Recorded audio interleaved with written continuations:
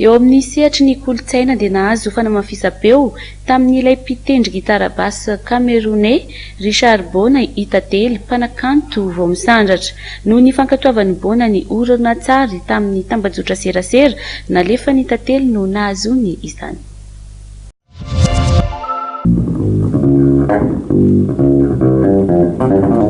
Manan-talenta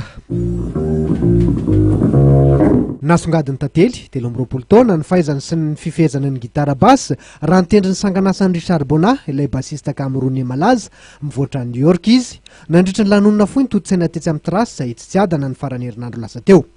Nenti-pahagagana ary netany mihitsy ity mpanakanto Camerounais raha nahita ny talentany Tantely tamin'ny alalan'ny tambazotra serasera ka nanolotra ampli ho azy manoloana ny fa amendrehany.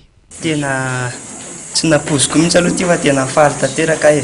Tena faly fa izy ty moa zany sendra nanao vidéo tao amin'ny Facebook izahay dia misy namana avy any andafy izy io i Bema ny anarany.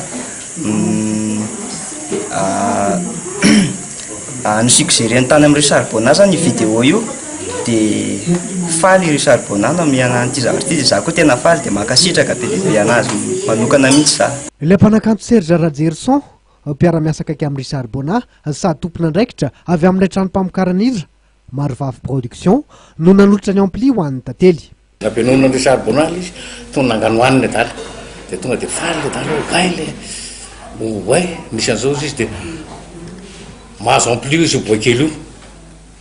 Mahazo ampli izy boakely io dina le ampli dia io zany le ampli design adala farany izy io.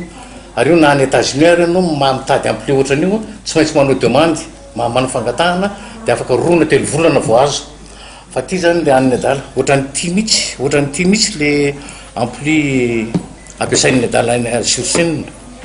Nilaza i Serasera fa mila toanana ny mpanakanto vao misandratra toy an'ny Tantely. Isan'ny anjara andraikitry ny Marvavy Production tokoa ny fampiroboroboana ny talenta miafina.